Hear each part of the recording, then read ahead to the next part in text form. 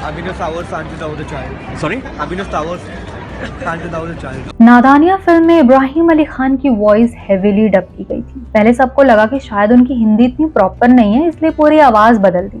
Whatever bro, बाप मेरा doctor है, गाजियाबाद से पढ़ा है, मगर आज तेरे बाप का इलाज करता है। वैसे तो सारी ही फिल्में डब होती हैं, पर एक्टर्स अपनी ही वॉइस में उसे डब करते हैं शूट खत्म होने के बाद। खुशी की आवाज खुशी की ही थी, लेकिन इब्राहिम अली खान की डबिंग किसी और ने की थी। नॉर्मली ऐसा होता नहीं है। फिल्म अगर किसी और लैंग्वेज में बनी होती है, उस केस में कोई और डब करता है, या किसी एक्टर की लैंग्वेज फ्लुएंट नहीं होती, उस केस में ऐसा होता है। जैसे बाहुबली की हिंदी वर्जन में प्रभास की आवाज डब की गई थी। ओम शांति ओम में दीपिका की हिंदी साफ नहीं थी, इसलिए उनकी आवाज डब करवा दी गई थी।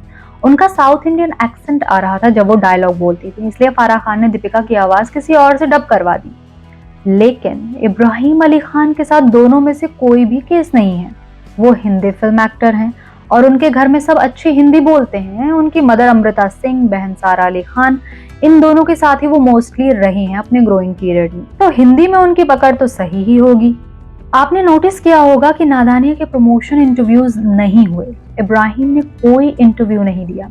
अब कुछ लोग ये कह रहे हैं कि फिल्म OTT पर आई थी, शायद इसलिए ऐसा है, लेकिन ऐसा नहीं है। कृति सेनन की 2 पत्ती भी OTT पर ही रिलीज की गई थी, लेकिन भर भर के इंटरव्यूज हुए थे।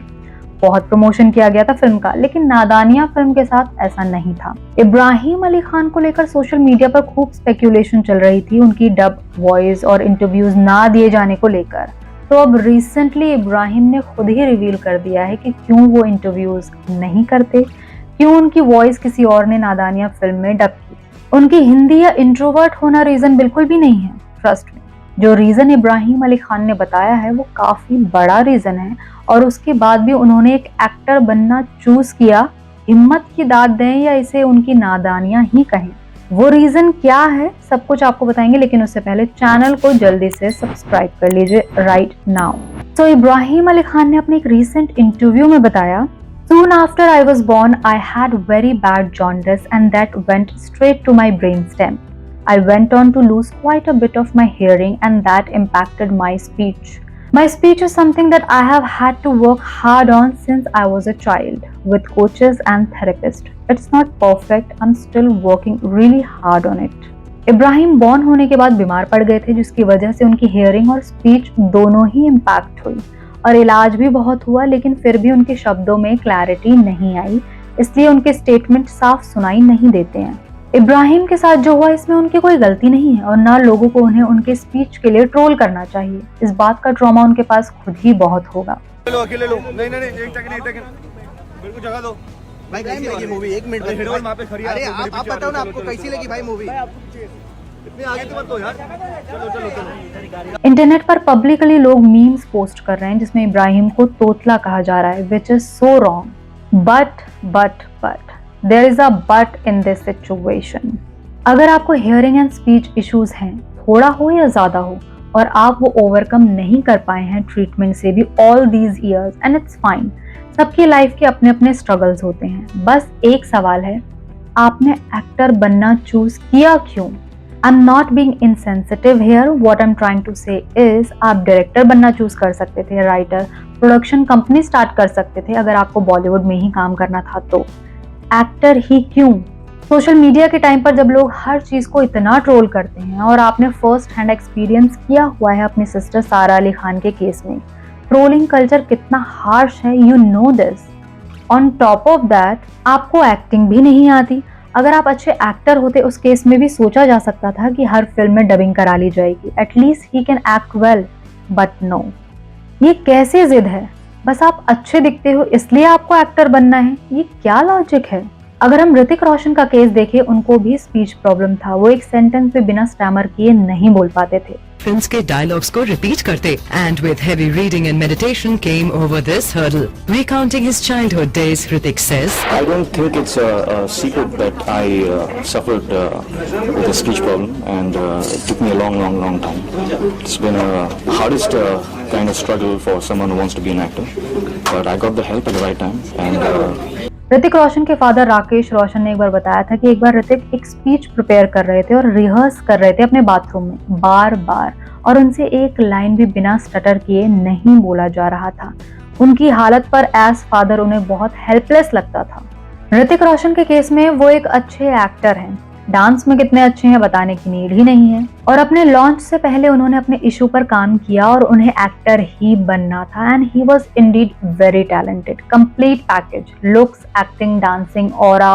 ऋतिक अपनी स्टैमरिंग पर कंट्रोल कर पाए डॉक्टर्स की हेल्प से, speech coach, various kind of help of course.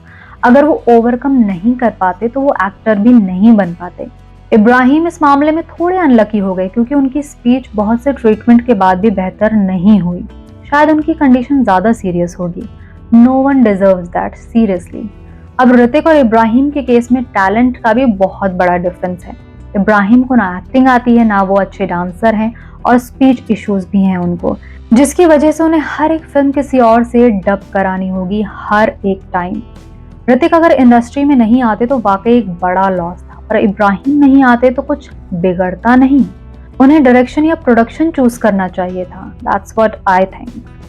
Junaid Khan की अगर बात करें तो उन्हें भी बचपन में डिसलेक्सिया डायग्नोज हुआ था। सही टाइम पर हेल्प मिल गई तो अब बहुत सही है उनकी condition. I was diagnosed with dyslexia and dyscalculia. But it was very early. I was about, I must have been six or 7 years old. I received a lot of help very early on. So in that sense, I think I was lucky.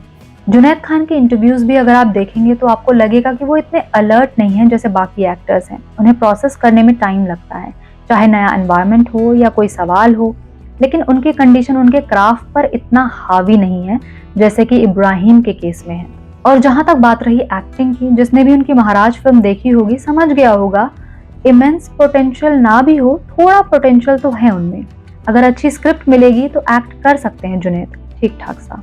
Shahrukh Khan के बेटे आर्यन खान के launch का भी बहुत wait कर रहे थे लोग। सबको यही लग रहा था कि वो एक्टर ही बनेंगे, लेकिन फिर आर्यन ने डिसाइड किया कि वो एक्टर नहीं बल्कि डायरेक्शन में जाएंगे। उन्हें खुद से ये रियलाइज हुआ he is not good enough to be an actor, लेकिन उन्हें बॉलीवुड में ही काम करना था, अपने फादर की लेगेसी को आगे ले जाना था, तो डायरेक्शन को चूज किया।